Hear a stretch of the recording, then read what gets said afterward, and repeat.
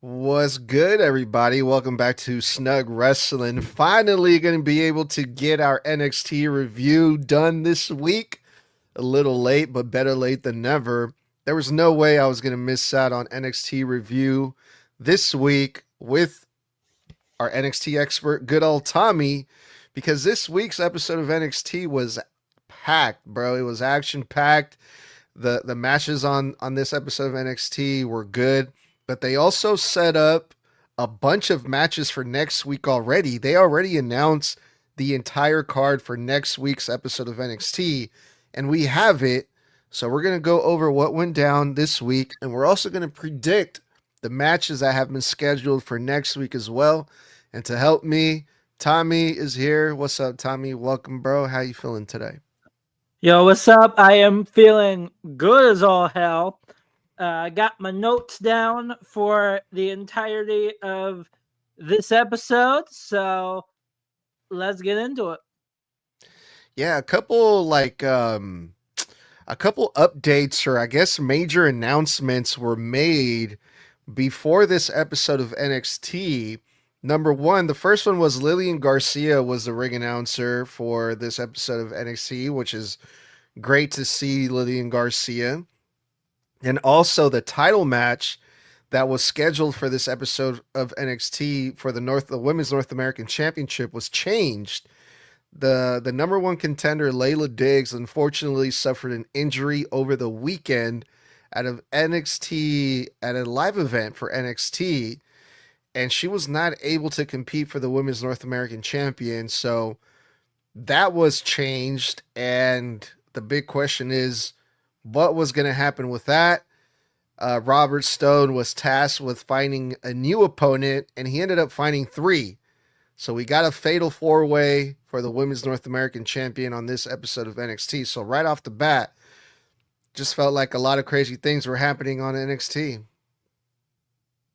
That is how it always is. It's chaos galore there in Florida with NXT. It's just how it always has been. It's how it always will be. It's chaos galore. But that fatal four-way, in which we'll get into, of course, Natalya had to put her little 2 cents in, going, hey, Layla Diggs, she put her work in and got this title shot for this group. And then she completely passes up Carmen Petrovic and instead goes straight over to Nikita Lyons and putting her in there. So we ended up with Izzy Dame, Lizzie Rain, and Nikita Lyons all going after that North American title. So it was Natty's call then to put Nikita Lyons in that match. Yes, there was a conversation between the entirety of that faction. Layla was even there in a sling. Izzy was there, so was Lizzie. So Natalya looks at the GM and just goes, Layla put in the work. She got this title shot for the group. I say, since Layla is out, we put Nikita in instead. All right, that's fair. But yeah, chaos galore, just like good old Tommy said. It started with a tag team match, a championship tag team match, the Vanity Project versus the number one contenders of DVD and Sean Legacy. This is what I like to call a hybrid tag team because both Sean Legacy and DVD, they don't look like cruiserweights. They don't weigh like cruiserweights, but they move like cruiserweights, bro. These guys are monsters, man. They're a whole nother level of athletes, and they went up against our least favorite tag team of all time, the Vanity Project. And I was hopeful, man. Sean Legacy and DVD, they looked really good last week. They're a new tag team, but they work well together. And we've said it many times. Any tag team on NXT is better than the Vanity Project. And it just feels like they're doing this to piss us off, Tommy, because the Vanity Project won again. They stole a win the way that they usually do by playing the numbers games, by cheating. And man, we still have the Vanity Project as tag team champions. So this is going to shock you a little bit. I think the right team won here. I really do. Because as much as I love Devon in there and Sean Legacy in there and them as a tag team, commentators themselves said it. They've had 3 matches together up at this point as a tag team. I feel like they should kind of put a little bit more in before they get the tag titles. Kind of like build up their shit right before getting those titles. They're going to get them. There's no doubt about that. I just think it's a little bit too early. Although they work really damn well. One of the coolest damn spots that I absolutely loved is when Sean Legacy used that middle rope on the outside as a damn catapult to launch himself into the Vanity Project. Like that spot, yeah, it's risky and it sure as hell is dangerous. This man is flying 20 feet above the fucking air and just dropping straight on him. Like, there's no doubt about that. It is dangerous as all hell. But at the same time, the visual of that spot is really what puts that spot over. And it is a phenomenal spot. But I do feel like the right team did win here, as much as I hate to fucking say it. Yeah, and Jackson Drake, at least for me, is really growing on me a whole lot the last 2-3 weeks, man. And they're getting a lot of heat because they're getting a lot of wins and they're cheating to do it. And that's just good shit right there, man. So yeah, I wasn't too upset that the Vanity Project actually won. Because Jackson Drake, I think Jackson Drake is really good. So we'll talk about the Vanity Project more later on, but this was another segment that I really liked from this episode of NXT. We had Tristan Angel show up, and he has Shiloh Hill's tooth. So we got to see this story kind of continue. This tooth, Shiloh Hill has used it as a gimmick in his matches. This is what gives him energy. It helps him get hulked up whenever Shiloh Hill removes that tooth. So it's something that's close to Shiloh Hill. This is an object that means a lot to him. Tristan Angels is in possession of it, and he destroys it. But instead of Shiloh Hill coming out to try to get it back, he shows up in the Titantron, and he looks really creepy. He's looking into the camera, giving a creepy smile, and he says, "The fog is coming." Now, we saw a part of that at the Great American Bash, and we talked about this, and we said, hopefully they follow up on that, because this is a layer or a character or a side of Shiloh Hill that I want to see more of. This creepy, spooky, demonic, whatever you want to call it, gimmick that Shiloh Hill looks like they're going to do is really interesting to me, and I'm excited about it. And they teased it again on this week on NXT. So what did you think about that? What do you expect to see come out of this, or what are you hoping to see out of the fog? Tristan himself had a very good promo. He really did. Especially with the gimmick that he's got. Like, that in itself kind of like pushed it more. Although, Tristan, my boy, did you not think there would be consequences for destroying that tooth? Because you destroying that tooth is going to end up being the worst decision you've ever made. Because this is what we're getting out of Shiloh. We're getting something the size of Undertaker, Kane, The Fiend out of Shiloh Hill. And to see that darker version of Shiloh, that's going to be absolutely massive. And I cannot wait to see what they do with it. Although I do feel like when it comes to it being with Tristan Angels, it's going to scream way more of like The Fiend to me, if anything else. because with the Fiend, it was like a separate piece of Bray Wyatt, and I feel like the Fog is going to be that same type of thing, where it's like a separate piece of Shiloh Hill. Yeah, that's what it seems like because he has a lot of things going for him. Shiloh Hill, he's like a nature guy, right? He likes to be outside. He's Mr. Fix It. He like fixes cars and he does construction and he's also like a IT guy and he's got a lot of layers Shiloh Hill does to his character, you know. So this is just one of many faces that I'm sure we'll see out of Shiloh Hill, but this one's I think is going to be very very entertaining. So I'm excited for it. All right, and then we had a singles match up next. Naraku, he defeated Tate Wilder on this week's episode of NXT, but it didn't end there. Naraku, he had a good match. He looked really good, threatening. Tate Wilder is he's like a newer guy on NXT, so this was a nice way to put over Naraku to really showcase like his experience and his strength and the way that he was overpowering Tate Wilder. I really enjoyed watching that. But after the match, Tony D'Angelo rushed the ring and went straight after Naraku and attacked him.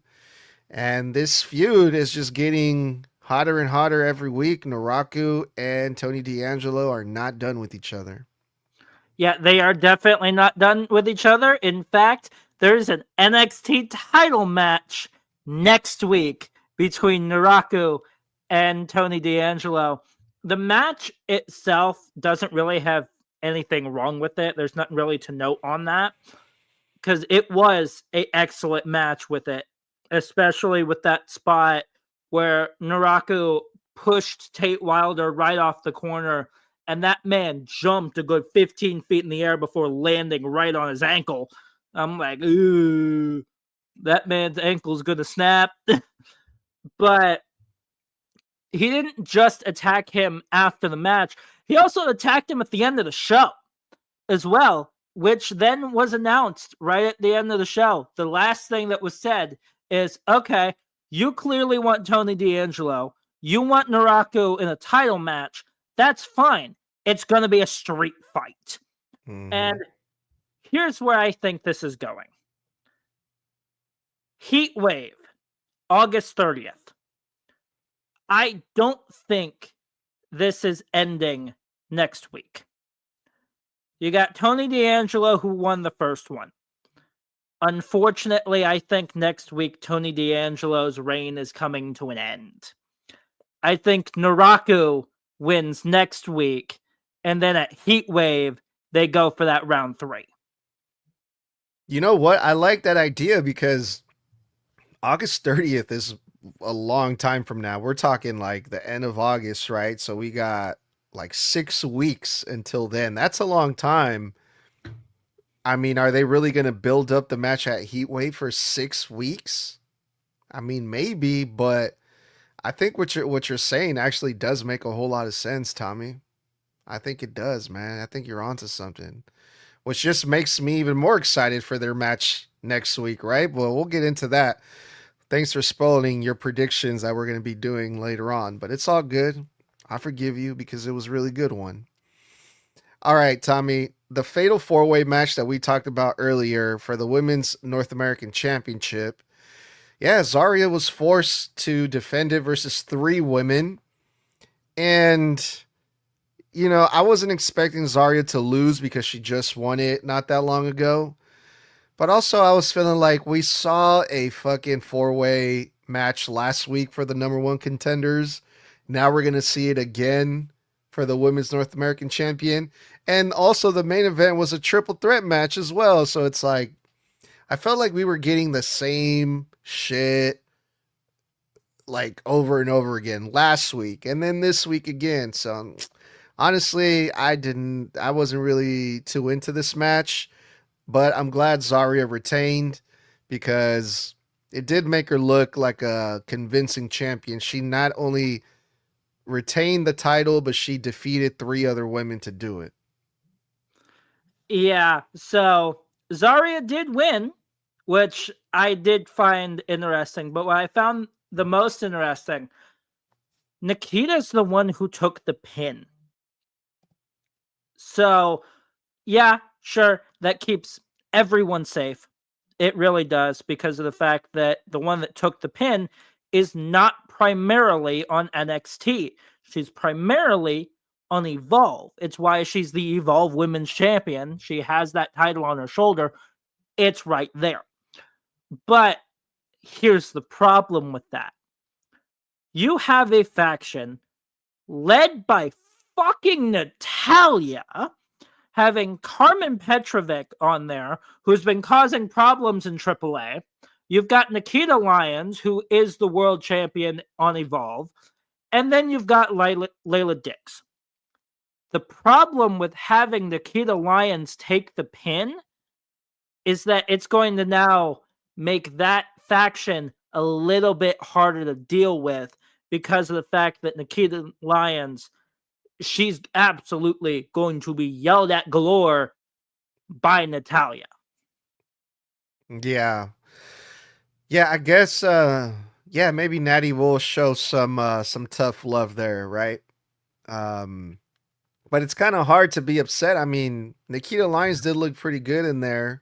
I want to say she almost had the win, but it's a fatal four-way match, man. It's like, yes, she ate the pin, but I mean, did anyone really expect Zaria to lose? I don't think so.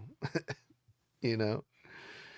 All right, the next match was, in my opinion, match of the night. Jackson Drake from the Vanity Project faced good old Tavion Heights. And yeah, man, Tavion Heights was all over Jackson Drake. Tavion was looking really confident. Jackson Drake was the one that was he was the underdog, because Tavion Heights is a lot bigger, a lot more athletic, and they showed it here, right? But one little, I guess, like distraction from the Vanity Project, and Tavion Heights lost the match. Jackson Drake did a surprise roll up 1, 2, 3. And again, Jackson Drake picking up more and more and more and more wins. Of course, this is all built around the North American title scene with Miles Bourne. And yeah, I think it's safe to say that Jackson Drake is the number one contender now for Miles Bourne for that North American Championship, right? Yeah, and this is the closest we have gotten so far to having Jackson Drake go up against Miles Bourne. And I think that at some point, we will 100% get that match. There is no doubt about it. North American title will be on the line. It will be Miles Bourne versus Jackson Drake at some point, mainly because of the fact that Miles Bourne and Tavion Heights are super, super similar in the way they wrestle. So this is the closest we've gotten so far to Miles versus Jackson Drake. But by beating good old Tavion Heights, he's now 3 steps closer to Miles Bourne.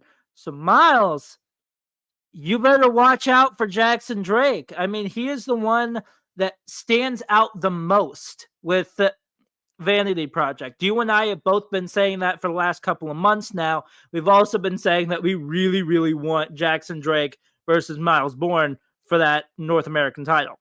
He doesn't have to win it. He just has to compete for it. He just has to be in the match. But at this point, I think we may be getting that. And August 30th is right there. What a big moment would it be for Jackson Drake if it was Jackson Drake versus Miles Bourne for the North American title at Heatwave. Hell yeah. I love the sound of that right there. That's going to be a dope ass match, man. That's going to be really good. All right. The main event was a number one contenders match for the women's NXT championship. Again, NXT giving the women the main event spot. I believe this is like the second or third week in a row, if I'm not mistaken. And we had Kelani Jordan, Callie Armstrong, and Lola Vice.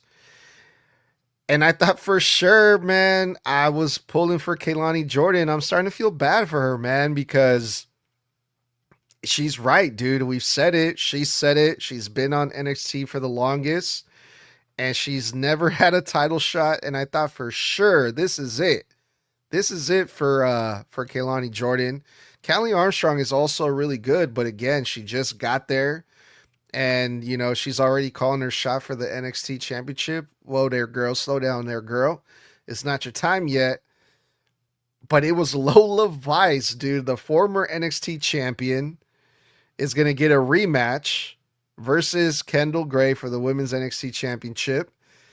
Kelani had it in the bag, man. Kelani hit her finisher. She was about to get the pin, but Lola just swooped up in there very last second and stole the championship match out of Kelani Jordan's fingertips, bro. It was a fucking crazy ending to this episode of NXT, at least the final match, at least. What did you think about the match and the outcome? Yeah, even though Callie Armstrong did take the pin, she has in fact proven time and time again that she absolutely deserves to be in that main title picture. She really does. Yes, she just got here, but at the same time, they are already putting her in front of main roster crowds on main event while they're taping that. So they're seeing how she is with that and seeing how she is with that pressure of having a way bigger audience than she does in the PC. But there she is, standing her ground against two of the biggest names on NXT, that being Lola Vice and Kelani Jordan. I do feel like the right woman won here with Lola Vice because if I'm being honest, I don't fully think that Kelani Jordan or Callie Armstrong is a threat to Kendall Gray yet. I feel like that rematch absolutely should happen, and it is happening next week. So, Kendall, you better prepare for war because we both know that Lola Vice will not hold back on you. All right, so that championship match is going to take place next week? I believe so. Okay. Because Unless I'm wrong on that. So far, I have one, two, three, four matches that have been officially announced for next week. Okay, I may be wrong then, because there's no way they're putting 5 on a card for like a week show that isn't a PLE. And I believe that the fifth match, if we get a fifth match, I think it's going to be Sean Spears versus Nico Vance, because we also saw a video package with Sean Spears calling out Nico Vance. And I believe it was for a match next week, if I'm not mistaken. But let's get into the matches that we know for sure are going to happen. We have 4 matches scheduled, 4 really good matches, I think. And I want to do some quick predictions. And we're going to start off with Tony D'Angelo versus Naraku, NXT Championship that was just at the end of the show. They said that this is going to be, was it a street fight? No DQ? It's a street fight. You already gave us your prediction, Tommy. You think Naraku is going to win this one because of the timing of it. Heatwave is August 30th. This is a street fight. Just overall, you're feeling like Naraku is going to win it next week, but why? Or how? I'm looking at it with the fact that this is a no DQ match, which means Naraku can pull out all the fireballs he wants. He can pull out anything he wants with it. Yes, Tony D'Angelo can do the same thing, but at the same time, we have seen that Naraku is absolutely ruthless. I mean, this man burnt half of Tony D'Angelo's face off and still had a match with him. So that's my main thing with it. But at the same time, I also do not think that this feud is ending with just 2 matches. I feel like this could be like 3 to 5. Yeah, he's also Naraku's also been using the mist, so that can definitely come into play as well next week. But yeah, dude, I gotta agree, man. I like where your head is at. I would like to see Naraku win because if Tony D'Angelo wins, that's gonna be the second time in a row. Like, do we really want to beat Naraku like that two times in a row? I know it's Tony D'Angelo. And the first time Tony D'Angelo defeated Naraku was with one eye. He literally defeated him with one eye. Even after everything Naraku did, Tony D'Angelo still defeated Naraku. So I think Naraku needs some. He needs to get his payback on that, right? Like how the first time you beat me, okay, but you're gonna beat me a second time, motherfucker? No, bro. So I think you're right, Tommy. I think we're gonna get a new NXT champion next week. All right, let's go. Oh yeah, our good buddy Saquon Sugars finally found some backup. The whole entire episode of NXT, he was backstage trying to find some partners for a six-man tag team match versus the Dark State. And the only people that would team up with him was Noam Dar and Romeo Moreno. So we're going to get that six-man tag team match, the Dark State versus Saquon Sugars, Noam Dar, and Romeo Moreno. Man, usually these tag team and six-man matches that we get on NXT are, for the most part, fucking insane. We got this young new kid, Romeo Moreno, who's very, very motivated. He's exciting. He's high flying. And we got Noam Dar, who just came back too. So I think this is going to be a really good match. But who do you got? I've got Dark State with it. Mainly because of the fact that, yes, Saquon Sugars' eyes are on fully Dark State, but Noam Dar's eyes are specifically on what this can do for them. It's not really on helping Saquon Sugars with this. It's more of, hey, if we beat Dark State, we're one step closer to the tag titles.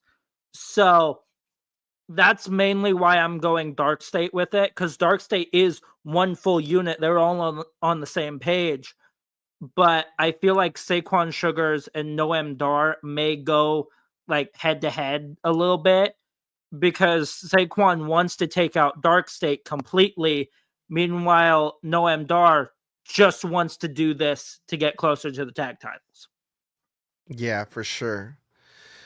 All right, and it was just announced that next week we're going to get a big NXT debut. Reina Volcan has officially been announced to have a match next week on NXT versus Skylar Ray. Now, this is a debut match. This is going to be an introduction of Reina Volcan. So I'm going to go with Reina Volcan to win it. But the last time we saw Skylar Ray was in another debut, if I remember correctly.